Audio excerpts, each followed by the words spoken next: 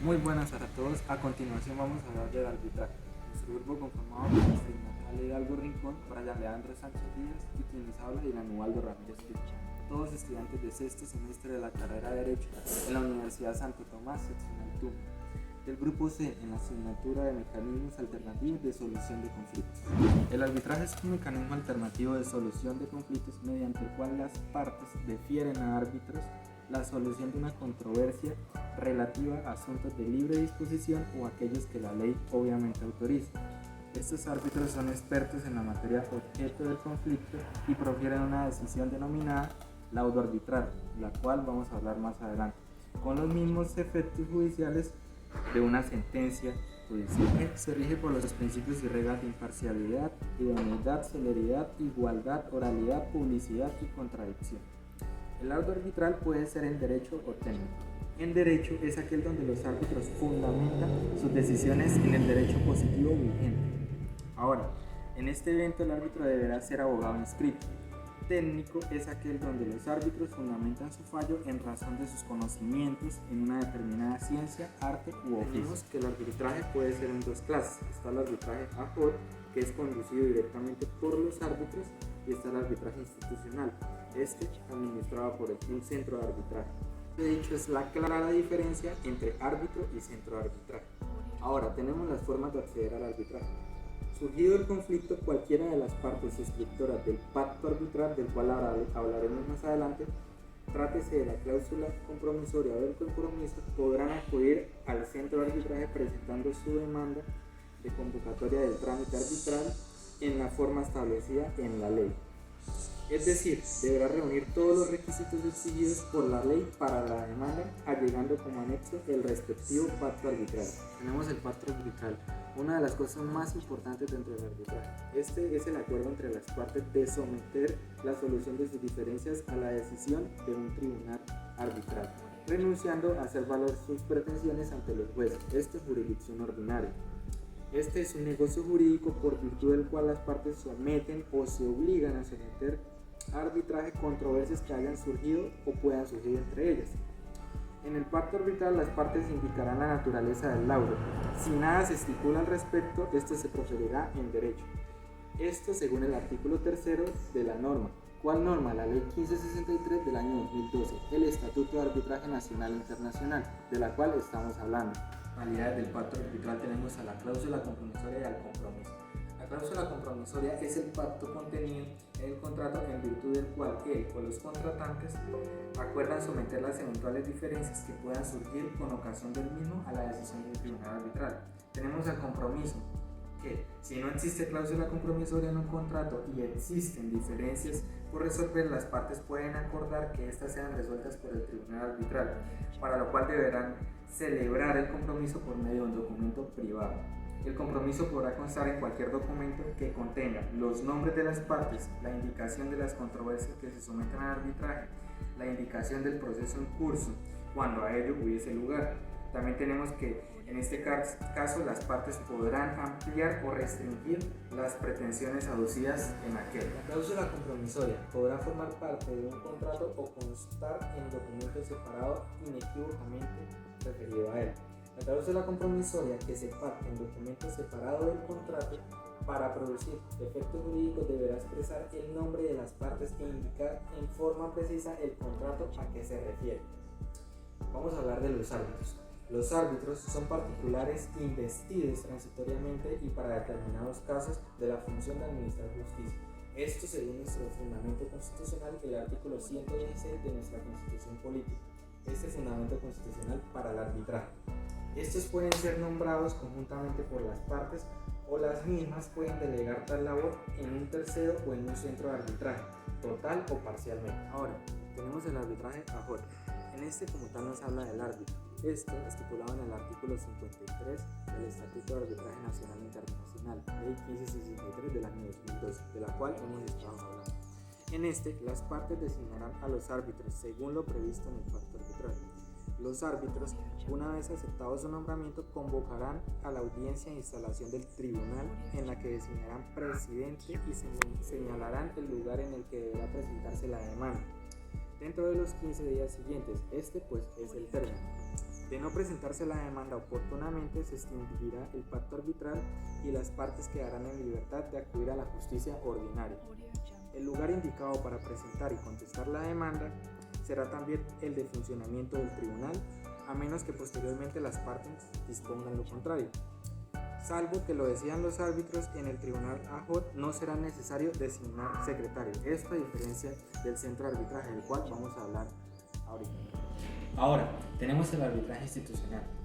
Como tal, nos habla del centro de arbitraje. Se encuentra en el artículo 50 de la respectiva norma, de la que ya hemos hablado, Ley 1563 del año 2012. Es importante recalcar pues es el fundamento normativo primario de este mecanismo. Ahora, tenemos que las entidades públicas y las personas jurídicas sin ánimo de lucro podrán crear centros de arbitraje con autorización del Ministerio de Justicia y del Derecho, previo cumplimiento de los siguientes requisitos. Estos son: estudio de factibilidad desarrollado de acuerdo con la metodología que para el efecto determine el Ministerio, y acreditar suficiencia de recursos no solo financieros sino administrativos. Ahora, tenemos que cada centro de arbitraje expedirá su reglamento sujeto a la aprobación del Ministerio de Justicia y del Derecho, que deberá contener el procedimiento para la conformación de las listas de árbitros, amigables componedores y secretarios, los requisitos que ellos deben reunir, las causas de su exclusión, los trámites de inscripción y la forma de hacer su designación. Deberá tener las tarifas de honorarios de árbitros y secretarios, deberá tener las tarifas de gastos administrativos, deberá tener los mecanismos de información al público en general relativa a los procesos arbitrales y las amigables composiciones, deberá tener las funciones del director, la estructura administrativa y las reglas de los procedimientos arbitrales y amigable composición, con el fin de que estos garanticen el debido proceso. Debido proceso, artículo 29 de nuestra Constitución Política, el cual siempre se deberá garantizar. Como es debido, ya hablamos del arbitraje nacional y sus aspectos más relevantes e incluso específicos. Ahora hablaremos del arbitraje internacional. Es el método de solución de conflictos por excelencia en el ámbito comercial internacional, reconocido mundialmente como una vía idónea, eficaz y eficiente para resolver principalmente las disputas de tipo comercial, pero también de construcción, infraestructura y entre un inversionista y un Estado, en el caso del arbitraje de inversión. Este concepto nos lo da nada más y nada menos que la Cámara de Comercio.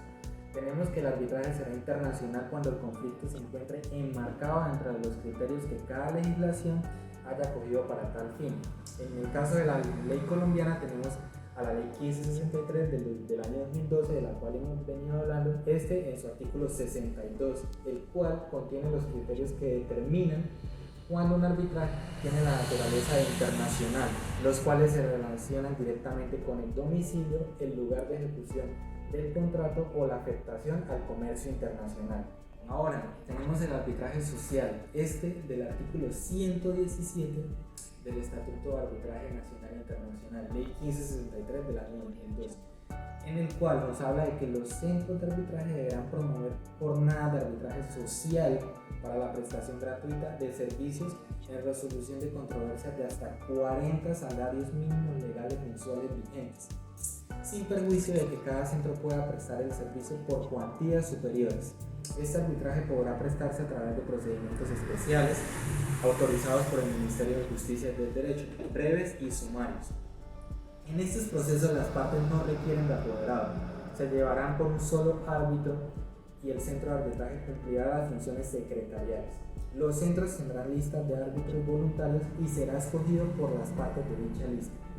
Cuando el arbitraje no pueda adelantarse por los árbitros de la referida lista, el centro sorteará de la lista general de árbitros del centro.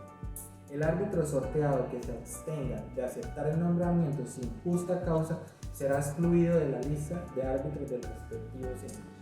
En su parágrafo, hablo del artículo 117, en el cual hablamos de arbitraje social, nos dice que el Ministerio de Justicia y del Derecho expedirá la reglamentación a que haya lugar en donde establezca el número mínimo de arbitrajes sociales gratuitos que cada centro debe adelantar en cada anualidad.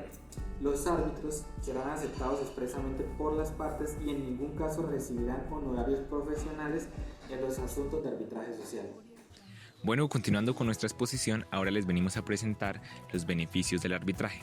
Estos se clasifican en 5, los cuales son: primero, la validez; celeridad, economía, confidencialidad e idoneidad.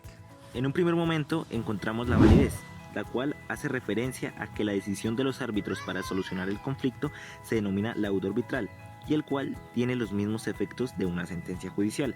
En segundo momento nos encontramos con la celeridad, la cual nos dice que en el arbitraje las partes tienen la posibilidad de señalar el tiempo de duración del proceso por mutuo acuerdo. En caso contrario, el plazo legal es de 6 meses, prorrogable máximo hasta por otros 6 meses. En tercer momento nos encontramos con la confidencialidad, la cual nos dice que en el arbitraje se encuentran presentes las partes, sus abogados, el tribunal y el personal administrativo del centro, y estos tienen la obligación de guardar estricta confidencialidad de lo que sucede en dicho proceso. En cuarto momento nos encontramos con la economía, la cual nos establece que por la celeridad de este trámite es comparativamente más económico que los procesos tramitados ante los jueces de la República, lo que conlleva a un ahorro importante de tiempo y dinero. Y en quinto momento nos encontramos con la idoneidad. Esta hace referencia a la selección de los árbitros. Aquí, el centro dispone de un listado público de profesionales cuyas cualidades y especialidades son garantía de imparcialidad, equidad y justicia en los fallos. Ahora continuaremos con las características del arbitraje. En primer lugar, nos encontramos con que, debido a que su calidad de mecanismo alternativo de solución de conflictos es netamente heterocompositivo, podemos señalar que es la persona la que habilita los servicios de arbitraje y la que faculta en este caso al tercero o árbitro y seguramente al tribunal en cuestión para que éste decida sobre el conflicto en específico. En segundo lugar, nos encontramos con que en el arbitraje no debe intervenir ningún funcionario del sector público. Sin embargo, hay una excepción, y es cuando intervenga una entidad estatal. Es ahí donde la Agencia Nacional de la Defensa Jurídica del Estado interviene.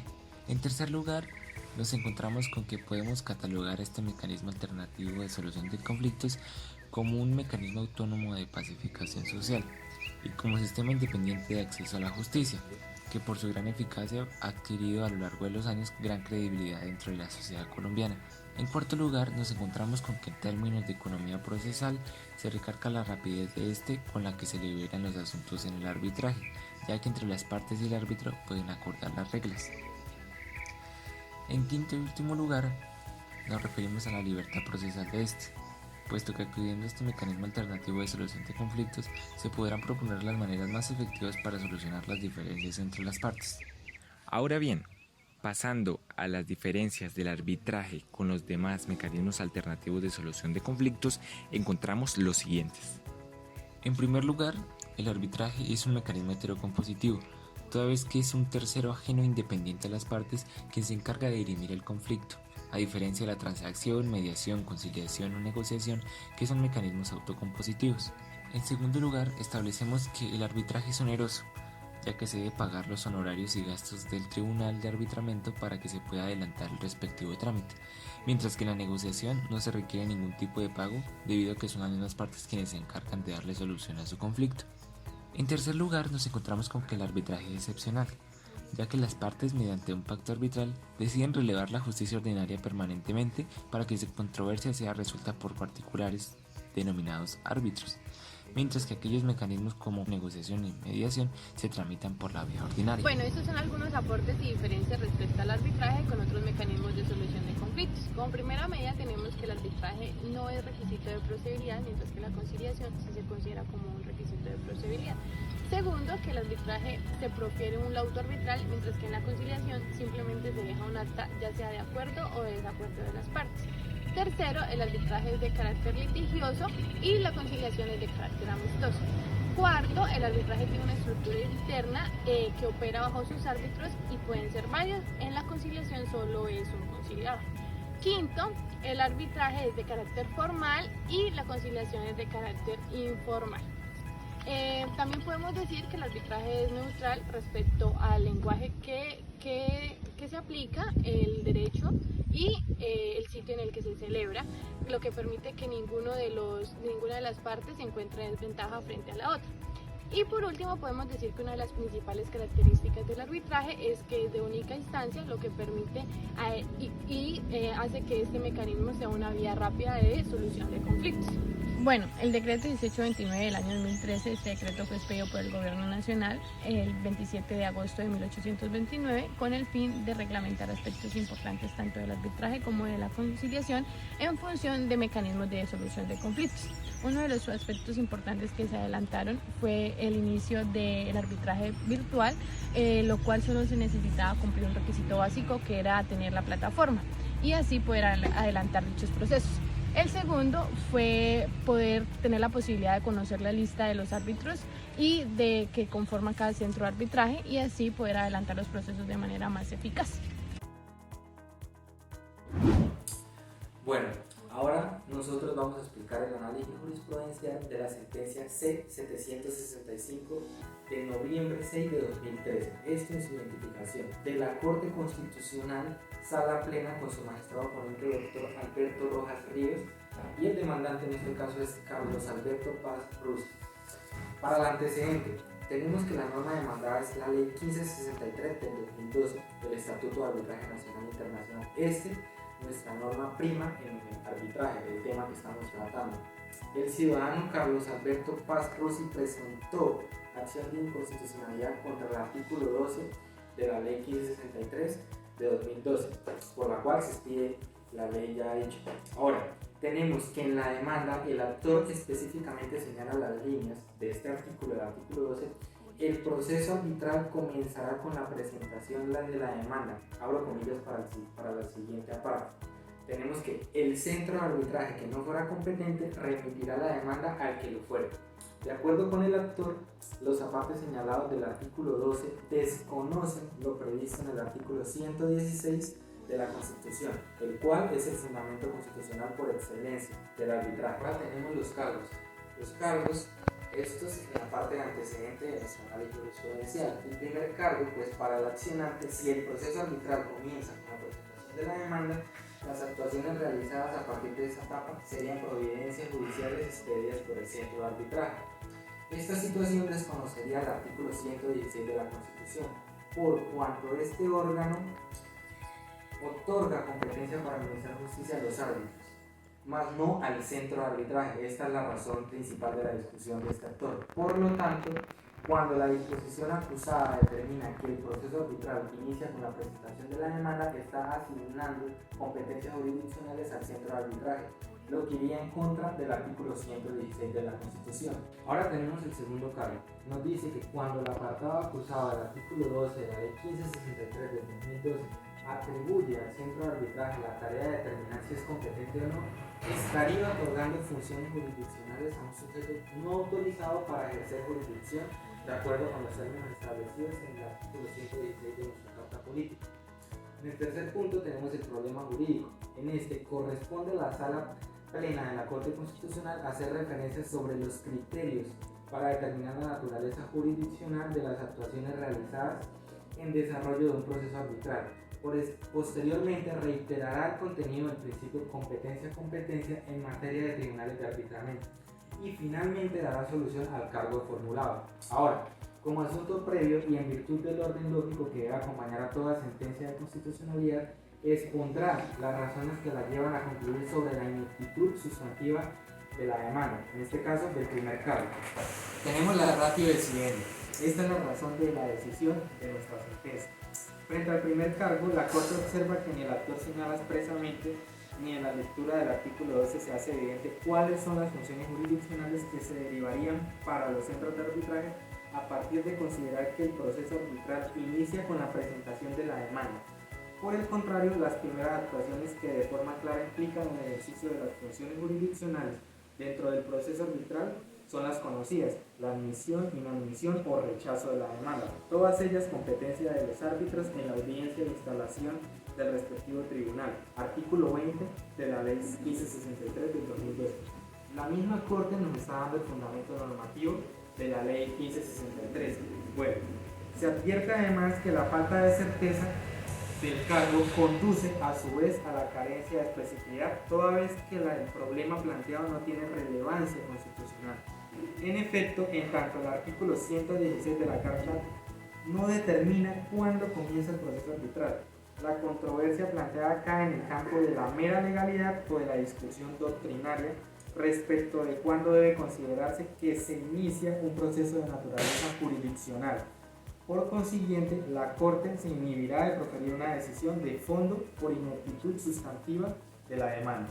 Ahora, frente al segundo cargo, este narratio decidente, tenemos que, respecto a este cargo, la Corte concluye que el precepto acusado no asigna competencias de naturaleza jurisdiccional a los centros de arbitraje, por lo que no contraría la disposición constitucional presuntamente vulnerada, el artículo 116. La anterior conclusión se sustenta en que la determinación que realiza el centro de arbitraje hace referencia a la competencia para desarrollar las labores administrativas que le asignan.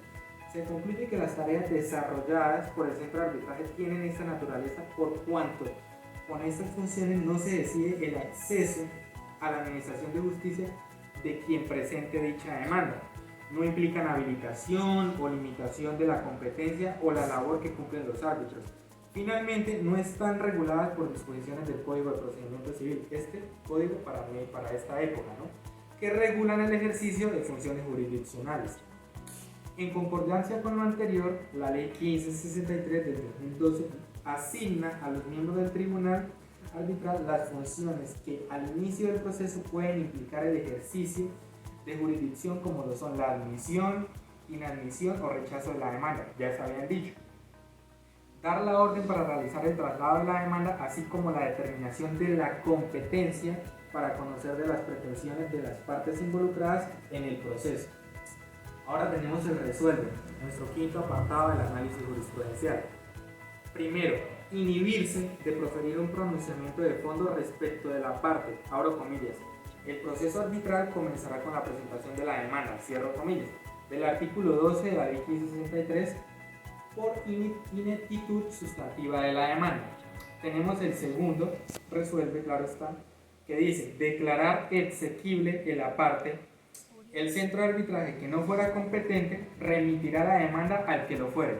Esto del artículo 12 de la Ley 1563 de 2012, claro está. Para finalizar en este análisis jurisprudencial, en nuestro aporte personal colocamos que obviamente es de gran utilidad dicha sentencia, pues nos permite reafirmar que el arbitraje, tiene bases lo suficientemente sólidas y bien hechas para no caer en inexigibilidad. Además de que el artículo 116 de la Carta Política hace plena referencia en calidad de la función jurisdiccional del arbitraje, pero que para este caso, obviamente, y como se vio, el demandante no aclaró con certeza ni asignó las respectivas funciones al mismo. Esto fue. A continuación tenemos la sentencia C-170 de 2014 de la Corte Constitucional. Aquí tenemos al magistrado ponente Alberto Rojas Ríos y la demandante Ivonne Giselle Cardona Ardila. En cuanto al antecedente, tenemos que mediante la acción pública consagrada en el artículo 241 de la Constitución, la ciudadana Ivonne Giselle Cardona Ardila solicita a la Corte Constitucional que declare la inexequibilidad del parágrafo 1 del artículo 37 de la Ley 1563 de 2012. En cuanto al problema jurídico, le corresponde a la Sala Plena de la Corte Constitucional determinar si el parágrafo 1 de la Ley 1563 de 2012, al establecer que el tercero garante de un contrato con pacto arbitral queda vinculado por los efectos de dicho pacto, vulnera el artículo 116 superior que dispone solo la habilitación de las partes, autoriza la función jurisdiccional de los árbitros. Esto en consideración a que la norma acusada no consagra la exigencia de que el tercero garante manifieste expresamente su adhesión al pacto. Es decir, este tercero no habilita a los árbitros, pero queda vinculado por el auto. En cuanto a la ratio decidendi de la Corte, esta emite un concepto en donde nos dice que la norma acusada garantiza plenamente que la jurisdicción arbitral se active únicamente por la habilitación expresa de las partes. Por ello, si el sustento de la justicia arbitral es el reconocimiento expreso de la decisión libre y voluntaria de las partes contratantes de no acudir al sistema estatal de administración de justicia sino al arbitraje, es la voluntad de las partes la que debe obrar como requisito constitucional para ello, y no la voluntad de un tercero cuya participación tiene un origen distinto a dicha voluntad. Valga decir, su participación se sustenta en la decisión de garantizar un contrato con pacto arbitral. En cuanto al resuelve, encontramos que la Corte declara exequible el parágrafo 1 del artículo 37 de la Ley 1563 de 2012. Ya finalmente encontramos en el resuelve que la Corte declara exequible el parágrafo 1 del artículo 37 de la Ley 1563 de 2012. Bueno, la siguiente sentencia es una sentencia de la Corte Constitucional, es la sentencia T186 de 2015, donde el abogado oponente es Luis Guillermo Guerrero Pérez. Los temas específicos que se tratan en esta sentencia son la acción de tutela, el arbitraje, el pacto arbitral y los principios del arbitraje. Es una sentencia de la Sala Tercera Revisión, donde se instauró una acción de tutela por Liberty Seguros S.A. y Liberty Seguros de Vida S.A. contra la Sala Civil del Tribunal Superior de Distrito Judicial de Bogotá, el Tribunal de Arbitramiento de la Cámara de Comercio y los árbitros que la conforman, el Centro de Arbitraje y Conciliación de esa misma entidad, Gases del Caribe, AP Compañía LTDA, María Cristina Prelet, MCP Asesores de Seguros y el Juzgado 38 del Circuito de Bogotá. Los antecedentes de esta sentencia es que las empresas Liberty Seguros S.A. y Liberty Seguros de Vida S.A. instauraron una acción de tutela contra la Sala Primera Civil de Decisión del Tribunal Superior de Distrito Judicial de Bogotá y contra el Tribunal de Arbitramiento integrado para resolver las controversias surgidas con la señora María Cristina Prelet y la sociedad MPC Asesores de Seguros LTDA, al considerar transgredido su derecho fundamental al debido proceso con ocasión al laudo arbitral que resolvió tal controversia, así como la sentencia que declaró infundado el recurso de anulación en contra de dicho laudo. Bueno, los dos problemas jurídicos que nos plantea esta sentencia: en primer lugar tenemos que si la acción de tutela instaurada por las aseguradoras resulta procesable para resolver por medio del amparo constitucional, y segundo, si por causa del laudo y por la providencia que resolvió el recurso de anulación se incurrió en alguno de las causales de prosperidad de la acción de tutela. En un principio, uno de los temas que se tratan en esa sentencia es el pacto arbitral, el cual se desarrolló cuando las aseguradoras contrataron los servicios de la señora María Cristina Prelet para que actuara en la renovación y la promoción de los seguros. Que en el transcurso del tiempo ella les pide que por favor se traslade este negocio a una persona jurídica de la cual ella también es socia, que es MPC Asesores de Seguros LTDA, y ellos aceptan. Después en el desarrollo de la sentencia se dice que ella dice que se están incumpliendo las obligaciones del contrato por parte de las aseguradoras, a lo que ellos responden que nunca existió un contrato, simplemente existió un contrato verbal con la señora, por lo cual interponen el recurso de nulidad para buscar la nulidad absoluta del pacto arbitral, a lo que la Sala Civil del Tribunal Superior de Distrito Judicial de Bogotá declaró infundado el recurso de anulación.